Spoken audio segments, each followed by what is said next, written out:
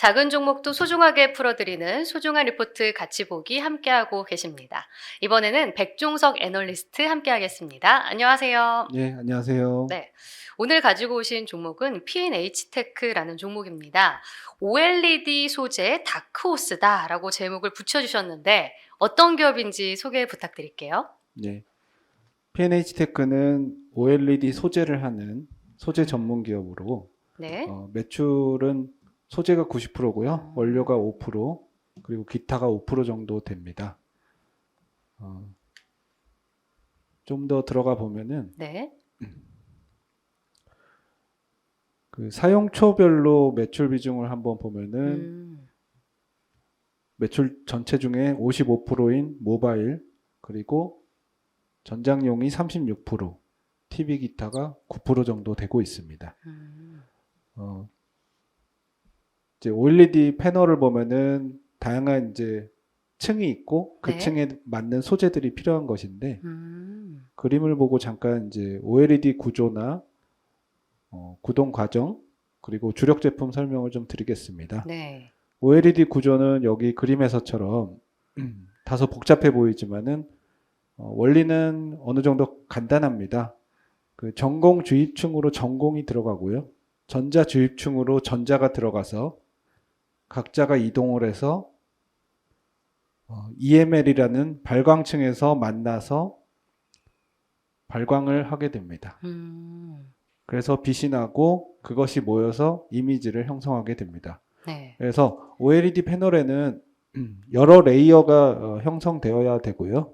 거기에 알맞는 소재들이 있어야 됩니다. 그래서 그 소재들을 동사와 같은 소재 업체들이 경쟁하고 분점해서 OLED 패널 제조사에 납품을 하게 되고요. 동사의 주고객은 LG 디스플레이입니다. 그래서 LG 디스플레이 향으로 거의 95% 이상 하고 있고요. 중장기적으로는 중화권 디스플레이 업체한테도 매출을 하려는 계획은 있는데 아직까지는 LG 디스플레이 향으로만 하고 있다입니다. 네. LG 디스플레이향 OLED 소재를 만드는 기업입니다. 그럼 최근 OLED 업황에 대해서도 한번 알아볼까요? 네.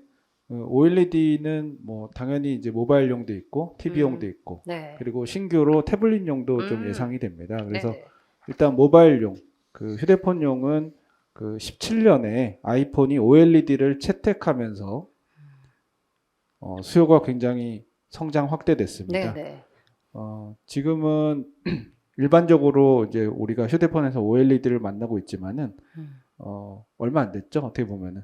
그렇고 아이폰용 그 OLED 패널 시장의 최근 특징을 보면은 당연히 삼성 디스플레이가 여전히 주도하고는 있지만 네. LG 디스플레이나 BOE가 점유율이 조금씩 상승하고 있습니다. 그래서 LG 디스플레이가 애플 내에서 선전하면은 동사와 같은 소재 전문 회사도 같이 수요가 늘어나는 그런 상황이고요. 네.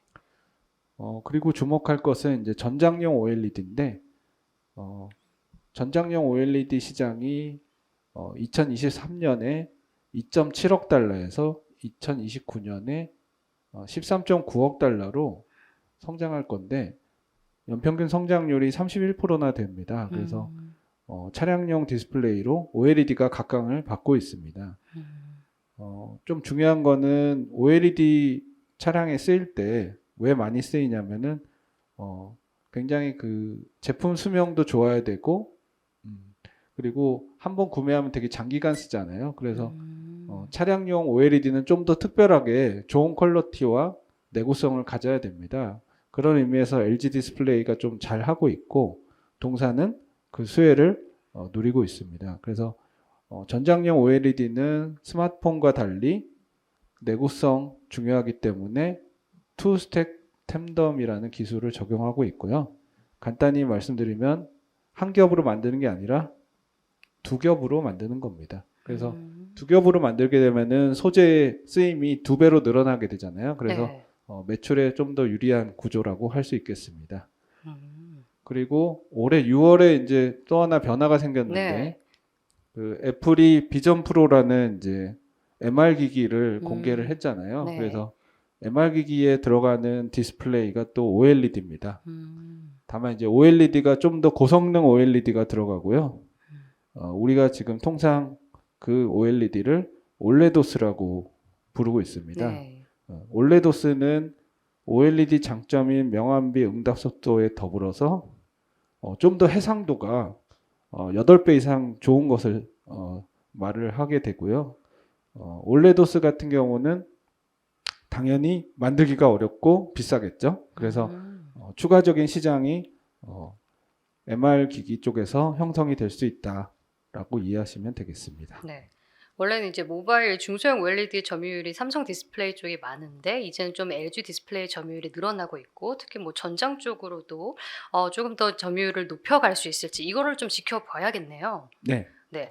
자, 그럼 P&H 테크의 주요 투자 포인트는 어떻게 잡으셨습니까? 예, 투자 포인트 세 가지 말씀드리겠습니다. 네. 일단 첫 번째는 태블릿용 OLED 패널 시장의 개화의 수혜를 누릴 수 있다입니다. 2024년 초부터 그 주 고객의 태블릿용 OLED 패널 생산이 시작될 전망이고요. 네. 동사는 이에 수혜를 얻을 것으로 기대가 됩니다. 한마디로 OLED를 채용한 아이패드가 내년 초에 출시가 된다는 거죠. 네. 그래서 이전에는 없던 태블릿용 OLED가 시장이 개화되기 때문에 그건 또 이제 굉장히 크잖아요. 그쵸. 면적이 크기 때문에 소재 업체로서 굉장히 득을 볼 수 있다 이렇게 볼 수 있고요. 네. 그리고 이제 두 번째 이제 투자 포인트는 TV용 소재의 판매 가능성입니다. 얘네가 그 오랫동안 준비해 오던 TV용 장수명 발광 호스트 소재란 게 있어요. 네. 근데 이제 그게 원래는 작년에 매출을 시작하는 걸로 계획이 됐었는데 TV 업황이 작년 하반기부터 좋지 않으므로 연기가 됐었습니다. 네. 그래서 1년 정도 연기가 돼서 올해 하반기에 다시 시작이 될 가능성이 있고요. 결론적으로 그 매출이 올해 한 4, 50억, 내년에 한 7, 80억 매출이 생길 수 있다라고 보고 있습니다. 그리고 세 번째 투자 포인트는 네. 소재 라인업의 추가 다변화가 기대가 됩니다. 지금 저굴절 CPL이란 거를 납품할 가능성이 내년 초부터 예상이 됩니다.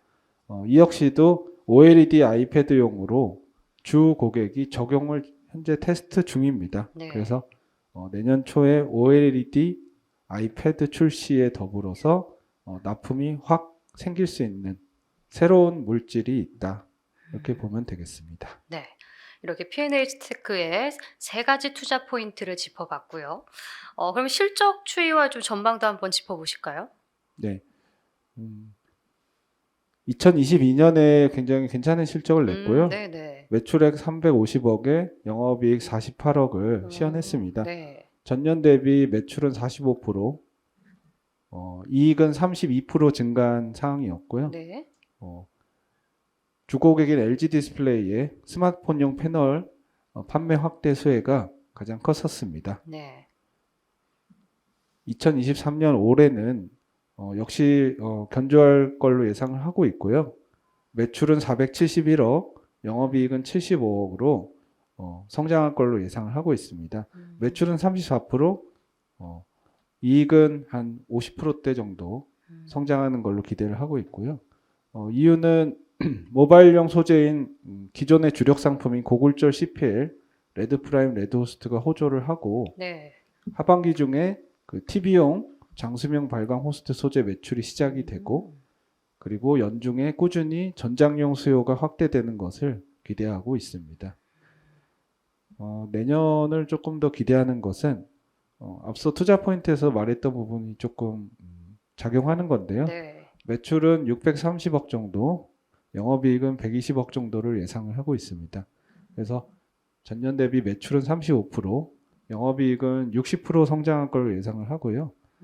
이런 매출 성장 기대는 내년 초부터 그 신규 사용처인 그 OLED 아이패드향 매출 효과 기대가 되고요. 네. 그리고 모바일용 전장용 수요는 지속 성장하고 네. 거기다가 TV용 장수명 발광 호스트 매출이 추가적으로 성장할 걸로 음. 기대하고 있기 때문입니다. 그래서 네. 규모의 경제와 고마진 제품 성장으로 영업이익률도 전년 대비 3%포인트 상승이 가능할 거다. 이렇게 예상을 하고 있습니다. 네. 그러니까 기존의 모바일용과 전장용에 들어가는 이런 소재 매출이 지속적으로 성장을 할 것이고, 뭐 TV 쪽과 그리고 아이패드가 추가적으로 좀 기대가 된다. 그 실적에 대한 기대감을 말씀해 주셨습니다. 네. 자, 그럼 밸류에이션은 좀 어떤 수준인지 궁금한데요. 네. 소재 업체다 보니까 네. 아무래도 높습니다. 밸류에이션은. 음. 지금 보면은 PBR이 5.9배, 어. PER이 29배 정도 네. 되는 상황입니다. 높네요. 그 LG 디스플레이 위주인데 네. 삼성 디스플레이가 주 고객인 OLED 소재 업체가 덕산 네오룩스라고 있습니다. 네, 네. 거기랑 이제 피어 비교를 해야 되고요. 네. 덕산 네오룩스는 참고로 PBR이 3.0배, 음. PER이 33배대 정도 됩니다. 네, 네. 그래서 PBR은 동사가 좀 높고요. 네. PER은 동사가 좀 낮습니다. 그래서 둘 다 어쨌든 PER, PBR 다 높은 밸류를 받고 있고요. 네. 아무래도 고성장하는 그리고 소재 업체이기 때문에 네. 이런 높은 밸류가 가능한 것 같고요. 향후에 이제 소재 사용처 확장이 예상대로 이루어지고 동사가 제가 기대한 대로 실적 성장을 보인다면은 시장 대비 프리미엄은 지속할 수 있을 것이다라고 예상을 하고 있습니다. 네. 자, 그럼 마지막으로 이 P&H 테크 리스크 요인은 어떤 것들이 있을까요? 예.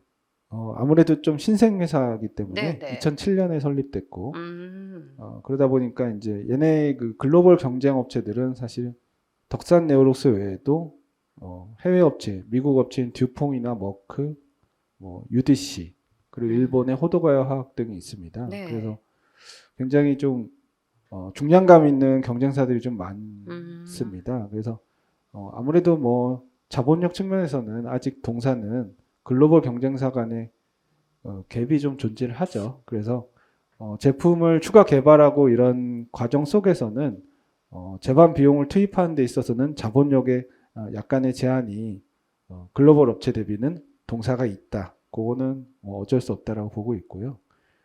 또 하나는 이제 앞서 말씀드렸지만은 고객이 LG 디스플레이잖아요. 근데 이제 LG 디스플레이가 실적이 좀 많이 부진한 편입니다. 지금 네.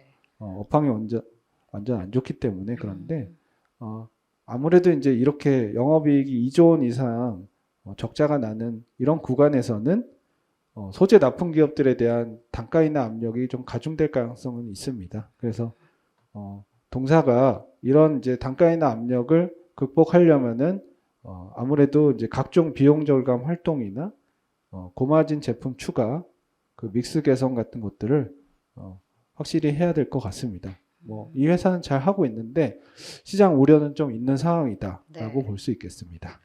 네. 지금까지 이렇게 P&H 테크에 대한 자세한 분석 백종석 애널리스트께 들어봤습니다. 오늘 말씀 고맙습니다. 네, 감사합니다. 네, 이어서 다음 종목도 만나보겠습니다. 오늘 소중한 리포트 같이 보기 김재현 애널리스트 모셔보겠습니다. 안녕하세요. 네, 안녕하세요. 마지막 방송이신 만큼 아쉽지만 또 소중한 종목을 소개해 주실 텐데 폴라리스 오피스 가지고 오셨습니다. 요즘 주가가 좀 잘 갔습니다. 일단 어떤 기업인지 소개를 해주실까요? 네, 뭐 아는 분들은 아시겠지만 폴라리스 오피스는 오피스 소프트웨어 전문 기업입니다. 마이크로소프트 오피스 같은 이런 오피스 소프트웨어를 직접 만들고 서비스하는 업체라고 보시면 되고요. 네. 그래서 사업 부문을 보시면은 오피스 소프트웨어랑 서비스, 그리고 모바일 보안, 그리고 솔루션, 그리고 모바일 게임 이렇게 세 가지를 영위를 하고 있고요. 뭐 대부분이 오피스 소프트웨어에서 발생을 한다라고 보시면 될 것 같습니다. 이 오피스 시장 같은 경우에는 현재 뭐 마이크로소프트 오피스와 이제 구글이 양대 산맥으로 존재를 하는 시장이지만 이런 각 국가별로 폴라리스 오피스 같은 이 오피스 업체들이 또 살아 있어요. 그래서 약간 이제 마이크로소프트 오피스 이런 대형 오피스 업체들과 뭐 네. 직접적으로 경쟁은 하지는 않는다라고 보시면 될 것 같고요.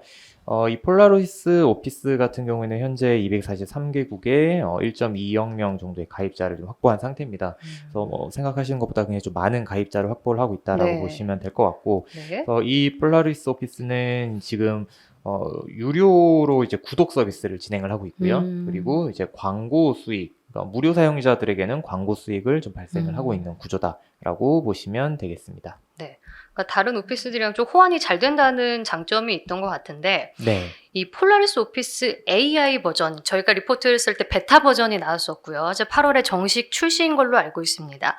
이 폴라리스 오피스 AI 뭔지 소개를 해주실까요? 네, 뭐 최근에 MS 오피스도 그렇고 구글도 그렇고 네. 이런 챗 GPT 같은 대화형 AI를 네. 본인들의 오피스에 적용을 해서 네. 예를 들면 문서 작업을 할 때 네. 예를 들어 개요를 작성을 하면은 뭐 자동적으로 뭐 내용이 들어간다든지 아니면은 뭐 이런 부분에 대해서 개요를 작성해줘 이러면 개요를 작성해 준다든지 요약도 해주고 네, 표도 맞습니다. 만들어주고 맞습니다. 네. 네, 뭐 심지어 그림도 넣어주고요. 네. 뭐 이런 형식의 그 AI를 접목시킨 오피스 프로그램을 이제 출시를 좀 준비를 하고 있는 상황인데 폴라리스 오피스도 이러한 AI를 접목시킨 폴라리스 오피스 AI를 출시를 지금 준비를 하고 있고요. 네. 8월 달쯤에 정식 출시가 될 걸로 보고 있습니다. 네. 이 폴라리스 오피스 AI 같은 경우에는 뭐 구글이라든지 이런 다른 업체들이 직접 이제 만든 AI 그 모델을 넣는 것과는 달리 챗 GPT랑 그 네이버의 갑자기 기억이 안 나네. 클로버 맞아요. 하이퍼 클로버 클로버 X. 네네. 네, 맞습니다. 네, 그거를 이제 접목을 시켜가지고 네. 외부의 AI 모델을 접목을 해서 자기 본인들의 오피스 소프트에 접목시킨다라고 보시면 될 것 같고요. 네. 그래서 뭐 크게 뭐 비용이 나간다거나 이런 사업은 또 아니라고 보시면 될 것 같아요. 그래서 이 AI 오피스 프로그램을 출시를 함으로써 이제 가지고 올 수 있는 이점은 뭐냐? 그러니까 ASP 상승이라고 보시면 될 것 같아요. 지금 폴라리스 오피스 이제 구독료에서 네. AI를 접목시키면서 좀 더 올릴 수가 있게 그쵸. 되는 거잖아요. 네. 네, 그러면은 일단 경쟁이라고 할 수 있는 마이크로소프트, 뭐 코파일럿 이런 AI 접목된 오피스보다 좀 저렴한 가격으로 AI 서비스를 좀 출시를 해서 좀 마케팅을 할 수가 있는 부분이다라고 보시면 될 것 같습니다. 그래서 지금 제가 여기는 이제 마이크로소프트 코파일럿 출시랑 구독료는 미정이라고 적어놨는데 네. 지금 현재 기존 구독형의 구독료가 거의 한 9만 원 정도 되거든요. 네, 그래서 요것보다 더 당연히 높게 출시를 네네. 하겠죠. 네. 그러면 한 10만 원 정도 될 텐데 네. 지금 폴라리스 오피스 AI는 이것보다는 훨씬 좀 낮은 가격으로 지금 출시가 될 겁니다. 그렇게 되면은 오히려 국내에서는 좀 파급력이 있을 수 있지 않을까라고 좀 판단이 되고요. 그래서 지금 뭐 그리고 타 오피스 소프트웨어랑 다르게 네.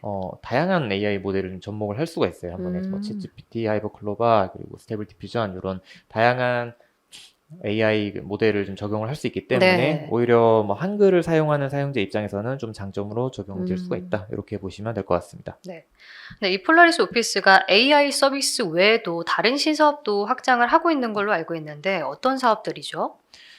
일단 폴라리스 오피스라는 이 좀 가입자 수도 많고 MAU도 좀 적당히 나오는 이런 오피스 플랫폼으로 활용을 하려고 하는 것 같아요. 회사가. 네. 지금 MAU는 뭐 아시겠지만 월간 네. 활성화 이용자 수라고 판단하시면 됩니다. 지금 네. 900만 명 정도 되고요. 1 신규 가입자 수가 2, 3만 명 정도 됩니다. 그래서 굉장히 좀 안정적으로 가입자 수가 유지가 되고 있다라고 보시면 되는데 지금 유료 가입자 수도 한 9만 명 이상 정도 되거든요. 그래서 이 정도로 보시면 되면 이러한 MAU와 그 가입자 수를 활용을 해서 새로운 좀 서비스를 좀 출시를 하고 싶어 합니다. 네. 그래서 이 8월에 런칭하는 AI 외에도 블록체인 기술을 활용한 폴라리스 쉐어 같은 이런 플랫폼화를 좀 준비를 하고 있고 그리고 이 폴라리스 쉐어 같은 경우에는 이 S2E 사업 모델을 좀 준비를 하고 있어요. 이게 어떤 거냐고 보면은 지금은 사실 뭐 코인이라든지 비트코인이라든지 뭐 블록체인이라든지 조금 파급력이 좀 줄어들긴 했지만 네, 뭐 여전히 좀 미래의 기술인 거는 팩트인 거고요. 네. 그래서 이 블록체인을 활용을 해서 유저 간의 작성한 공유를 하게 하고 이 유저 유저들이 공유한 문서의 보상으로 수익을 창출할 수 있게 하는 구조입니다. 그러니까 P2E 많이 들어보셨잖아요. 네네. 게임하면서 뭐 코인으로 돈을 돈을 번다. 번다. 네, 이거는 문서 작성을 하면서 코인으로 돈을 번다라는 구조라고 보시면 될 것 같아요. 네. 그래서 이런 것들을 좀 준비를 하고 있고, 네. 그리고 폴라리스 오피스 안에 뭐 OTT 서비스라든지 이커머스 그리고 커뮤니티 서비스 추가하는 부분도 지금 준비를 하고 있어서 이 부분도 이 회사의 좀 플러스 알파 모멘텀이 될 수 있다. 이렇게 보시면 될 것 같습니다. 다양한 사업을 하고 있어서 시장에서도 주목을 하는 것 같은데 실적은 좀 어떻게 보셨나요? 우선 뭐 작년 실적 좀 되짚어 보자면은 네. 작년에 매출에 242억 원, 영업이익 17억 원 기록을 했습니다. 가입자 수가 좀 꾸준히 증가하고 있기 때문에 매출액은 증가를 하고 있는데 이익 부분이 빠진 부분은 이 모바일 부분 좀 이익이 좀 나던 모바일 부분이 매출이 좀 빠지면서 전사 영업이익이 좀 감소를 한 부분이 있고요. 네. 1분기는 좀 부진했던 22년이기 때문에 좀 기저효과가 좀 발생을 했습니다. 그래서 1분기는 영업이익이 7억 원으로 전년 동기 대비 증가한 실적을 좀 기록을 했고요. 네. 그리고 연간으로 실적은 작년 대비해서는 좀 꽤나 좀 개선이 될 것 같습니다. 일단 신규 게임이 없기 때문에 모바일 게임 사업부 매출 감소는 피할 수 없는 네. 부분이긴 하지만 네. 안정적인 오피스 소프트웨어 매출 증가하고 있고 그리고 보안 서비스 매출 쪽에서도 좀 긍정적인 부분이 보이기 때문에 작년 대비해서는 매출액은 5% 정도, 그리고 대신 영업이익이 한 40% 이상 성장한 24억 원 달성을 좀 기대를 하고 있습니다. 자, 그럼 마지막으로 이 폴라리스 오피스의 리스크 요인은 어떤 걸 짚어볼까요? 아무래도 이 오피스 시장에 있는 업체들이 다 AI를 좀 접목을 하고 싶어 해요. 네네. 네, 뭐 당연히 이쪽 시장이 열리고 있고 네. 지금 현재 그냥 단순한 오피스 소프트웨어로는 회사의 성장을 가져올 수 없기 때문에 네. 다들 이런 걸 노리고 있기 때문에 이 부분에서는 경쟁이 좀 심화될 가능성이 있습니다.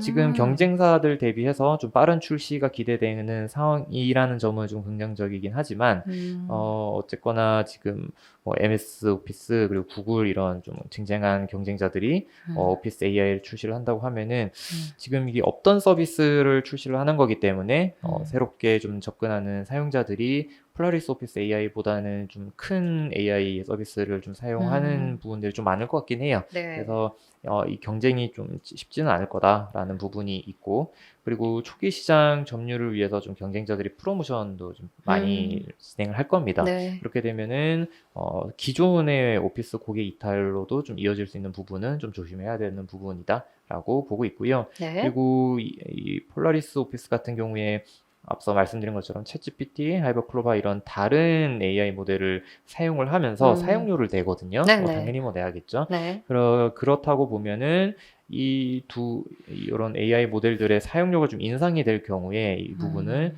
이익률 악화로 좀 이어질 가능성도 있다. 네, 이 부분도 좀 보셔야 될 것 같습니다. 네. 이렇게 폴라리스 오피스에 대한 분석 김재윤 애널리스트께 들어봤습니다. 오늘 말씀 고맙습니다. 네, 감사합니다.